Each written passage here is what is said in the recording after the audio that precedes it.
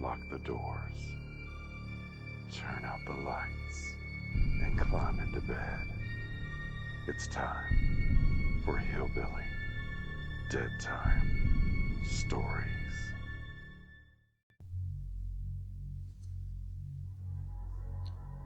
Some universities are said to have been built on ancient burial sites. Others were apparently the scenes of tragic suicides and unexpected deaths. It's probably little wonder then that so many college campuses are supposedly haunted. Taking in everything from possessed paintings to mischief-making poltergeists, haunted college ghost legends are as varied as they are chilling. What's more, while some schools seem to shrug off the alleged haunted histories, others actively embrace the reputations they have for all things paranormal. Students, meanwhile, have turned the humble ghost story into a campus institution, and tales are enthusiastically passed down from each generation of freshmen to the next. One of those campuses that embrace the paranormal is Penn State University.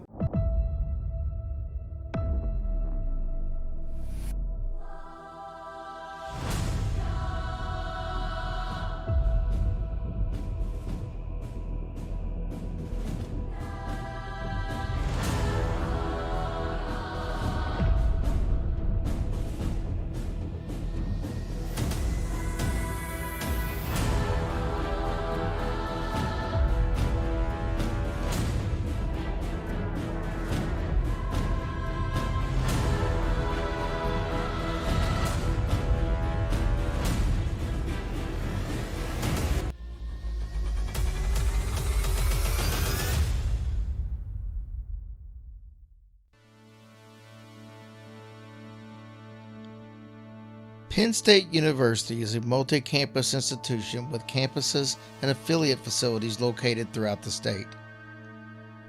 The main campus was established in 1855 in rural University Park area and boasts approximately 50,000 students, with an additional 50,000 at satellite campuses. It is considered one of the most prestigious learning institutions in the country, if not the world, and it's riddled with ghosts. The main campus alone is notoriously haunted, spawning the university's own paranormal research group on the site, the Paranormal Research Society, which has over 40 members. The paranormal activity at Penn is so common and commonly known that there are tours on campus, especially at Halloween, and the hauntings have become a fixed part of the college culture. Undoubtedly, the most widely known spirit is that of the school's first mascot, a mule named Old Coley, born in 1855, the same year that Penn State traditionally observes as the date that it was founded. Students report the sounds of his hooves clip-clopping across the campus, and they hear his distinct brays.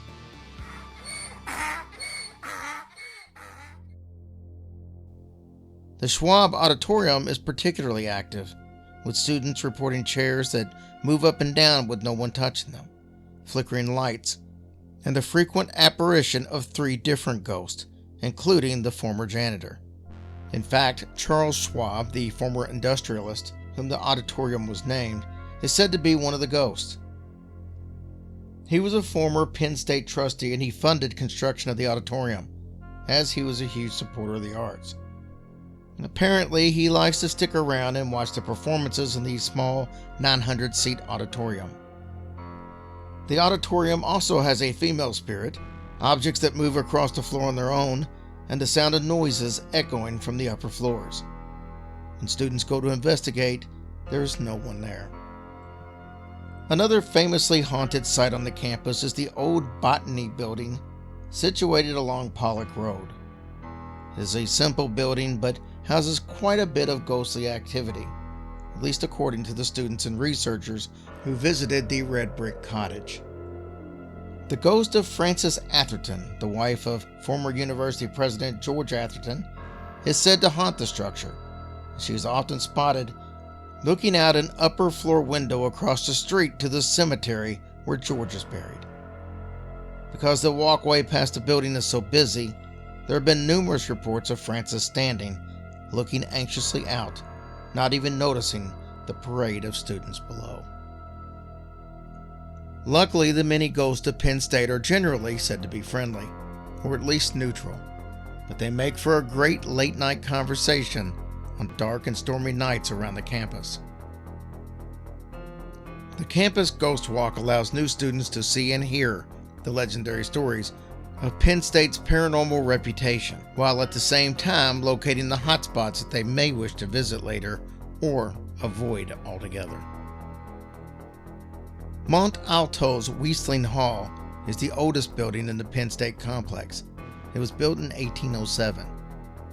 It has functioned over the years as a dorm, a dining hall, classrooms, administrative offices, and home to at least 2 different ghosts. The ghosts are said to be those of Colonel George Weisling himself, who built the manor with money that he earned from the iron trade, and that of a woman named Sarah Matheny, who was murdered nearby in 1911. Students who have roomed or dined there over the years report phantom footsteps and rapping on doors, and those who had the courage to investigate the building claim their batteries would quickly drain and die. Penn State Abington is reportedly haunted by a fairly well-known ghost, the spirit of Amelia Earhart, who was a student there and would often climb out the Sutherland Building's roof at night just to look at the stars. That's when the building was known as the Ogant's School for Young Ladies. Students today often claim to hear loud footsteps above on the roof. When they investigate, there's no one there. They believe that it's Amelia's ghost going up to see the stars that she loved so much. Penn State Wilkes-Barre was founded in 1916 to train engineers for the bustling coal industry. A family of coal barons, the Cunninghams, donated their majestic home, Hayfield Farms, to Penn State University for its new campus. The father, John Cunningham, is said to have died falling down the home's elevator shaft, and now he haunts the campus building, slamming doors and making all kinds of noises when no one's around. Others say that the ghost of his wife, Bertha, also walks around making sure that the students respect the building and keep it clean.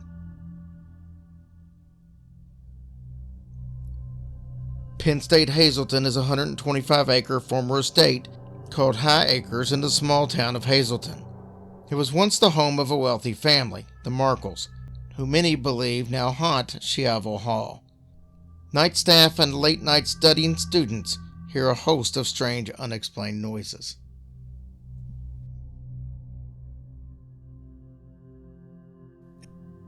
At Penn State University, you may go for the prestigious education, or possibly because of the football team's tradition, but you will stay for the ghosts.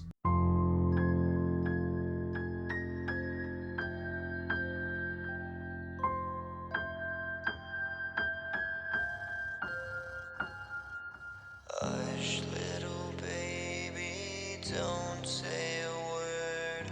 Or daddy has to fight off a zombie herd. And once that zombie herd is dead, daddy has to hack off the devil's head. And if that devil's head gets hacked, daddy has to hunt down a werewolf pack. And when that werewolf pack goes down, daddy has to slaughter an evil clown. And after the evil clown is killed, daddy has to take on a vampire guild.